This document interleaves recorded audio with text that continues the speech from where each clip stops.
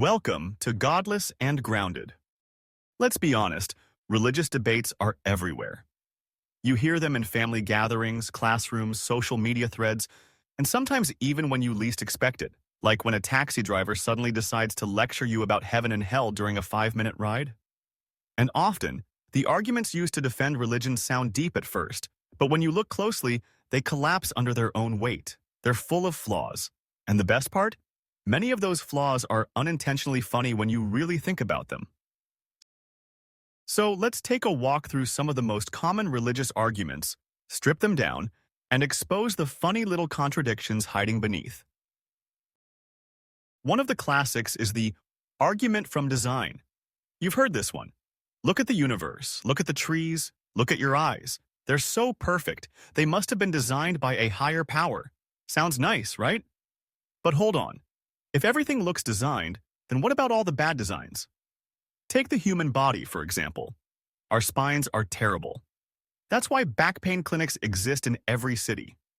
If an engineer designed a chair that broke down as often as the human spine, they'd be fired on the spot.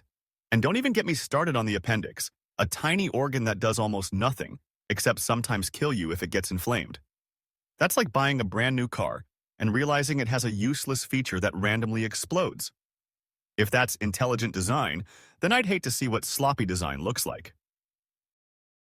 But believers don't stop there. They'll say, but look at the eye. It's so beautiful, so complex. Surely it couldn't have evolved. Well, actually, the human eye is wired backwards. The nerves run in front of the retina instead of behind it, which creates a blind spot. Octopuses, by the way, don't have this flaw. Their eyes are better designed than ours. So if this was the work of a divine creator, it looks like he gave squid and octopuses the premium package, and humans got the budget version. That's not divine design, that's divine neglect. Another argument that always comes up is the first cause argument. It goes something like this. Everything has a cause. You exist because your parents existed. The world exists because something caused it. So the universe must have a first cause, and that first cause is God. It sounds neat, but then you ask the obvious question. Okay, who caused God? Suddenly the logic gets thrown out the window. Oh no, God doesn't need a cause, he just always existed. So let me get this straight. Everything needs a cause until you reach the part of the argument where your God shows up. That's like saying everyone must pay for a ticket to get into the movie theater, except your cousin Bob, because you said so. That's not logic. That's favoritism. Then there's the morality argument. This one is very popular. Without God, how can we know what's right or wrong? As if humans are just clueless toddlers who would start murdering each other in supermarkets the moment religion disappears. But morality clearly doesn't come from holy books. For example, most people today agree that slavery is wrong. Yet, in many religious texts, slavery is not only allowed but regulated. If morality truly came from those scriptures, we'd still be running slave markets today. Instead, people outgrew those ideas. Our sense of morality evolved with empathy, social cooperation, and shared human experience, not because an ancient book told us so. If religion was the source of morality, then atheists should statistically be the worst criminals in the world. But actually, studies show that highly secular countries like Sweden, Denmark, and Japan have lower crime rates than very religious countries. So maybe morality doesn't need divine instructions after all. A particularly funny one is the God of the gaps argument. This happens when believers say, we don't know how this happened, therefore God did it. For centuries, people said God caused thunder, lightning, plagues, even earthquakes. Then science showed us the real reasons. Today, whenever there's something science hasn't explained yet, God gets shoved into that gap. But the funny part is, those gaps keep shrinking. Every time science explains something new, God has to move house. It's like renting a smaller and smaller apartment every year. If this trend continues, God will eventually be squeezed into explaining only things like, why does my Wi-Fi cut out during Zoom meetings? Another favorite is personal experience. Someone will say, I know God is real because I felt him. I had a spiritual experience. But personal feelings are the least reliable evidence. People also feel like they saw ghosts, UFOs, or that their dead grandmother visited them in a dream. Our brains are meaning-making machines. They hallucinate, misinterpret, and trick us constantly. Imagine if we treated "I felt it" as solid evidence in court. Someone could say, "Your Honor, I just felt that the defendant was guilty." That's not how evidence works. Otherwise, we'd be convicting innocent people based on bad vibes. Now let's talk about the prayer works argument. Believers often say, "I prayed, and my prayer was answered." That proves God is listening. But let's test this. People all around the world pray for conflicting things. Two teams in a football match pray to win. One will lose. Does that mean God hates their goalkeeper? Or consider sick people? Millions pray for healing. Some get better, some don't. That's exactly what happens with or without prayer. If prayer really worked, hospitals would be empty and doctors would be out of business. But what do we see in reality? The world's most religious countries also have some of the highest mortality rates. Prayer seems to work only when the outcome was already likely, like praying for a cold to go away in a week. Congratulations, your prayer worked at the exact speed of your immune system. Then there's the fine-tuning argument. You might hear, "The universe is perfectly fine-tuned for life.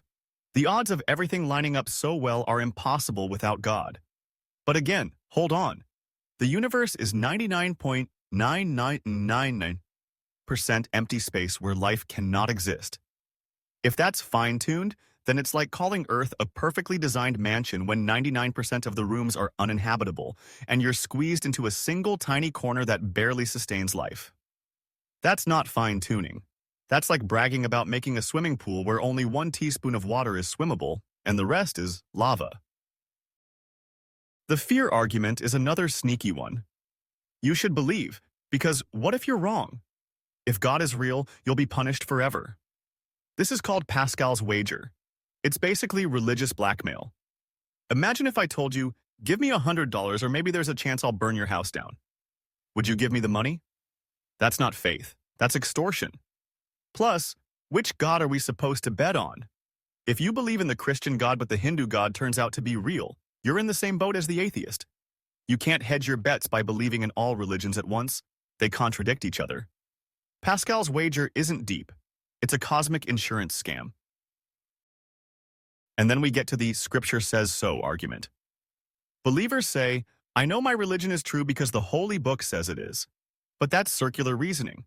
Imagine if I wrote a book that says, "This book is the truth. Believe it or be punished." Does that suddenly make my book divine? Of course not. Every religion's scripture says the same thing about itself. So which one is right? They can't all be true at the same time. The flaw here is so obvious it's almost comical. It's like holding up a self-signed certificate and saying, "See, I passed my own exam." Before we wrap part 1, let's address one of the most emotional arguments. But religion gives people hope. Isn't that a good thing? And yes, hope is important. But believing something just because it makes you feel good doesn't make it true. If someone believes they're going to win the lottery tomorrow, it might give them a boost of happiness today. But when reality hits, disappointment follows. Hope based on false promises is like sugar water. It tastes sweet, but it doesn't nourish you. Real strength comes from facing reality, not hiding behind comforting illusions. And that's the funny thing about religious arguments. On the surface, they seem powerful. But when you take them apart, they collapse in ways that are not only weak, but often hilarious. Because at the end of the day, truth doesn't need to rely on circular reasoning, emotional blackmail, or sloppy logic. Truth stands on its own. Another common argument you'll hear is the "look how many people believe in God" argument. Believers love to say, if billions of people across history believed in a higher power, how could they all be wrong? At first, it sounds persuasive. After all, we're social creatures, and if a majority agrees on something, it feels like it must carry weight. But history shows us that majority belief has been wrong countless times. At one point, most people believed the earth was flat. Most people believed the sun revolved around the earth. Most people believed diseases were caused by evil spirits instead of germs. Being popular doesn't make something true. Otherwise, Santa Claus would be real because billions of kids once believed in him with pure conviction. And if majority belief proves truth, then whose majority wins? Muslims, Christians, Hindus, and Buddhists all have massive followings. Their beliefs contradict each other, so they can't all be right. If sheer numbers determined truth, then we'd all have to worship whichever religion had the highest population at any given time. That's not truth. That's just a popularity contest. Next comes the life is meaningless without God argument. Believers often claim, if you don't believe in God, then your life has no purpose. Without an afterlife, everything is pointless. But think about it.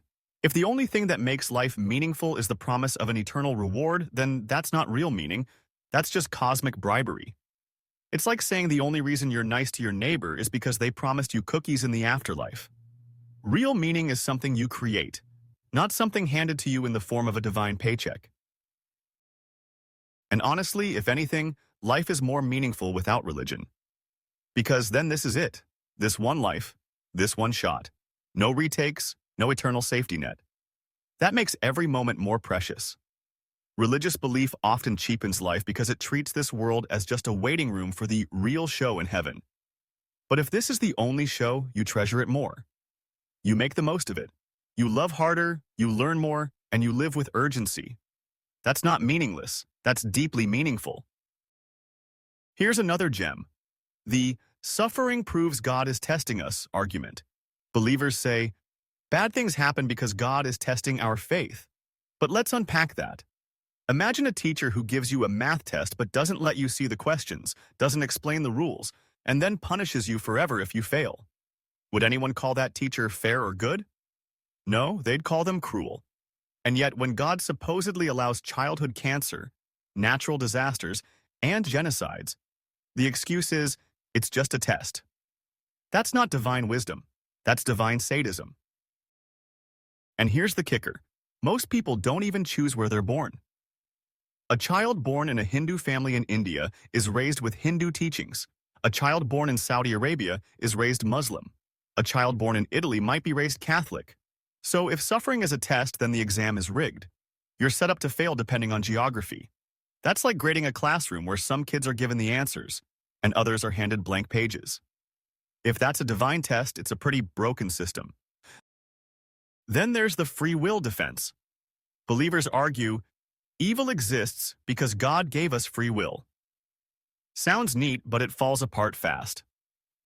First, free will doesn't explain natural disasters. Hurricanes, earthquakes, and pandemics aren't caused by human choices. If God allows those, then free will is irrelevant. Second, if free will is so important, then why is heaven supposed to be free of sin? Do people lose their free will in heaven? Or does God magically create a version of free will that doesn't lead to evil? If he can do that in heaven, then why not on earth? The free will excuse doesn't fix the problem. It just raises more questions. One of the strangest arguments is, without God, there would be no beauty, art, or love. People genuinely believe that love songs, paintings, sunsets, and even the taste of mangoes are proof of God's existence. But beauty is subjective. What one person finds breathtaking, another might find boring. That's how human perception works. And love? Love is powerful, yes, but it's also explainable through biology, psychology, and evolution. Chemicals like dopamine and oxytocin create feelings of attachment and joy. You don't need God to explain why a mother loves her child or why two people fall in love. You need brains, hormones, and shared human experience. And art? Humans create art. Always have, always will. From cave paintings to digital music, creativity is our expression of curiosity and imagination. Saying God is responsible for art is like saying the pen deserves credit for writing the novel. No, the writer does. Humans made art. Humans wrote poetry. Humans composed symphonies. Giving the credit to God is stealing the spotlight from human genius. Another favorite is the religion-built civilization argument. Believers often say, without religion there would be no morality, no laws, no civilization. But history says otherwise. Civilizations existed with laws, trade, and moral codes long before organized religions took shape. Ancient Mesopotamians had legal systems. The Indus Valley people had urban planning. Human cooperation predates religion. Religion often came later, attaching itself to what humans were already doing. In fact, religion has often slowed progress rather than fueled it. Think of the church opposing scientific discoveries, burning heretics, or banning books. That's not civilization building. That's civilization stalling. And yet another common line, atheism is also a religion. This one always makes me smile. Atheism is not a religion. It's simply the absence of belief in gods. If atheism is a religion, then not collecting stamps is a hobby, or baldness is a hairstyle. Atheism has no temples, no holy texts, no rituals, no worship. It's not an alternative religion. It's freedom from religion. Believers also like to say, without God, you can't explain why the universe exists at all. But that's just a fancy way of saying, I don't know, so God. Here's the problem. Adding God to the equation doesn't solve the mystery. It just pushes the question back one step further. You still have to explain where God came from. Saying God just always existed is no different from saying the universe just always existed, except the latter doesn't require inventing a supernatural being. Another laughable argument is the everything happens for a reason claim. You'll hear this after tragedies. God has a plan. Everything happens for a reason. But if you really think about it, that's one of the most depressing ideas ever. If a child dies in an earthquake, are we supposed to believe that was part of some divine schedule? If a family starves while others waste food, is that really God's plan? Believers say this to comfort themselves, but the logic makes God look cruel, not kind. Sometimes, bad things happen for no reason other than chance, natural causes, or human failure. Believing there's a divine plan behind every tragedy is less comforting when you realize what it implies about the planner. Now, let's take on the religion never harmed anyone. People did defense. Believers say, don't blame religion for violence, blame the people who misuse it. But that's like saying, don't blame cigarettes for lung cancer, blame the people who smoke them wrong. Religion has been the banner under which wars were fought. Women were oppressed, minorities persecuted, and progress delayed.